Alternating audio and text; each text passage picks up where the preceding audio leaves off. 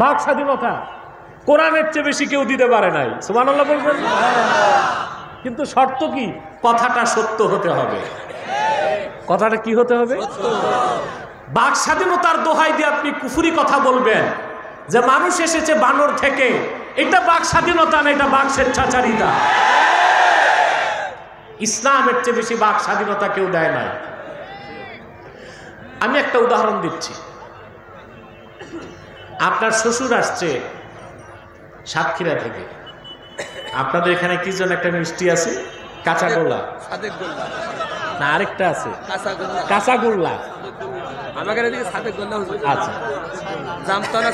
আচ্ছা যেটাই হোক, এক প্যাকেট মিষ্টি নিয়ে আসছে।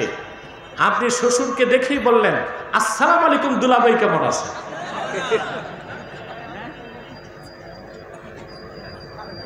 এটা কি বাক স্বাধীনতা হলো না বাক স্বেচ্ছাচারিতা? কেউ একজন আপনাকে বলল যে উনি তো তোমার শ্বশুর, তো ওনার দুলাভাই বললা কেন? আপনি বললেন এটা আমার বাক স্বাধীনতা, মন চাইছে বলছি। এর সাথে আবার আরেকটা কথা বলেন নাস্তিকরা, বুদ্ধিজীবীরা, তথাকথিত সুশীল সমাজ, মুক্ত চিন্তা। এখন এই আপনার ফ্রিডম অফ এক্সপ্রেশন, বাক স্বাধীনতা, মুক্ত চিন্তা, এগুলো পড়ায় কোথায় জানেন? ঢাকা বিশ্ববিদ্যালয়ে পলিটিক্যাল সায়েন্সে, সমাজ বিজ্ঞানে, পাবলিক রিলেশন, এই বিষয়গুলোতে পড়ায়, বুঝলেন? আর এগুলো যারা পড়ে ওরাই আমাদের দেশে রাষ্ট্র পরিচালনায় যায়। বিসিএস ক্যাডার হলে প্রশাসনে ওরাই চাকরিগুলো পায়, তা মগজটা ধোলাই করে ওইখানে, বাক স্বাধীনতা আর মুক্ত চিন্তা। এখন এক ছাত্র তার শিক্ষককে অ্যাপ্লিকেশন করছে, দরখাস্ত, স্যার সবিনয় বিনীত নিবেদন, দীর্ঘদিন আপনার কাছে বাক স্বাধীনতা আর মুক্ত চিন্তা পড়ি, কোন ক্রমে আপনার স্ত্রীকে দেখছি, সে পরমা সুন্দরী, আমার মনটা লেগেছে, আপনার কাছে সবিনয় বিনীত নিবেদন তাকে আমার কাছে অর্পণ করে বাধিত করবেন।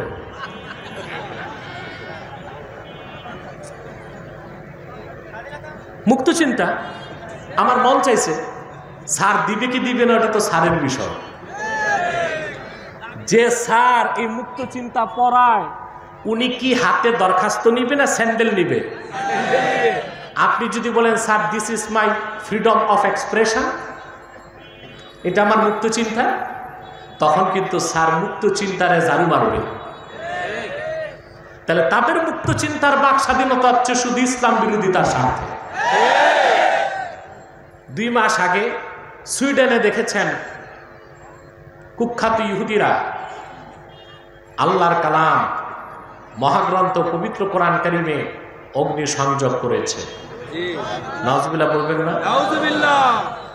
57টি মুসলিম রাষ্ট্রে প্রতিবাদ হয়েছে, বাংলাদেশেও হয়েছে আলহামদুলিল্লাহ। সুইডেনের প্রধানমন্ত্রী তার বক্তব্যে বলল, কোরআন শরীফে আগুন দেওয়াকে, আল্লাহর কোরআনে আগুন দেওয়াকে আমরা সমর্থন করি না, তবে বাধাও দিতে পারি না, কারণ এটা হচ্ছে মুক্ত চিন্তা। কোরআন কারিমে অগ্নি সংযোগ করা মুক্ত চিন্তা নয়, এটা নিকৃষ্ট কাফেরদের কাজ। সে বলেছে আমরা বাধা দিব না, কারণ this is the freedom of expression. আমি আমার বক্তব্যে বলেছিলাম this is not freedom of expression, but this is satanism, modern barbarism. এটা মুক্ত চিন্তা নয়, এটা পশ্চিমাদের শিখানো আধুনিক বর্বরতা, শয়তানি কাজ ছাড়া আর কিছু হতে পারে না। পশ্চিমাদের সে মুক্ত চিন্তা আর বাক স্বাধীনতা বাংলাদেশে চলবে না। তাহলে ইসলাম বাক স্বাধীনতায় বিশ্বাস করে, বাক স্বেচ্ছাচারিতাকে সমর্থন করে না। ইসলাম চিন্তা করার সুযোগ দিছে, কিন্তু চিন্তা করতে হবে সীমার মধ্যে, সীমার বাইরে যে চিন্তা করা যাবে না। যেমন ভুল চিন্তা করতে করতে ডারউইন শিক্ষা দিল দ্য থিওরি অফ এভুলেশন, বিবর্তনবাদ। এটা ভুল চিন্তার ফসল না? সেদিক যাচ্ছি না। বিবর্তনবাদের খণ্ডনে আমার অসংখ্য লেকচার আছে, আপনারা দেখতে পাবেন ইনশাআল্লাহ, আব্বাসী টিভিতে দেখতে পাবেন। তাহলে মুমিন কখনো যা মন চায় তা বলতে পারে না, যা মন চায় তা করতে পারে না। আল্লাহ পাক বলেন, ফাম্মা মান খাফা মাকাম রাব্বিহি ওয়া নাহান নাফসা আনিল হাওয়া ফাইন্নাল জান্নাতা হিয়াল মাওয়া। আর যে ব্যক্তি আখিরাতে আল্লাহর সামনে দাঁড়াবার ভয় অন্তরে পোষণ করলো, আর তার মন যা চাইলো তার থেকে সে নিজকে রক্ষা করলো, হিসাব নিকাশের পর জান্নাত হবে তার বাড়ি। সফর শেষ, সফর শেষ। وَأَمَّا مَنْ طَغَى وَآثَرَ الْحَيَاةَ الدُّنْيَا فَإِنَّ الْجَحِيمَ هِيَ الْمَأْوَى। আর যে ব্যক্তি শরীয়তের সীমানা লঙ্ঘন করলো, দুনিয়ার জীবনকে আখিরাতের উপর প্রাধান্য দিল, হিসাব নিকাশের পর জাহান্নাম হবে তার বাড়ি। সফর শেষ। তাই এখন কি সফর শেষ না সফর চলতেছে?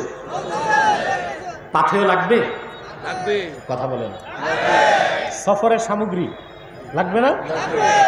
বাংলাদেশ থেকে আপনি আমেরিকা যাবেন, আপনার সম্বল লাগবে, passport, visa, ticket, dollar, suitcase, briefcase, trolley, অন্তত 10 সেট কাপড় তো লাগবে।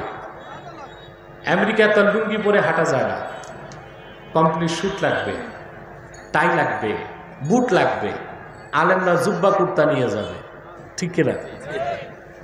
আর যদি আল্লাহ না করেন আপনার সাথে যদি আপনার বউ যায়, তো আরো 2টা ট্রলি সুটকেস বাড়বে, কারণ শাড়ি, চুড়ি, মেকআপ বক্স ছাড়া ওনারা সফর করতে পারে। এটা খুব জরুরি, ঠিক কিনা?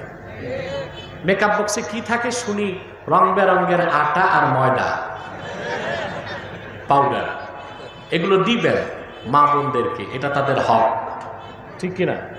আমি দেখেছি আপনারা যত, মা বোন তত, আলহামদুলিল্লাহ।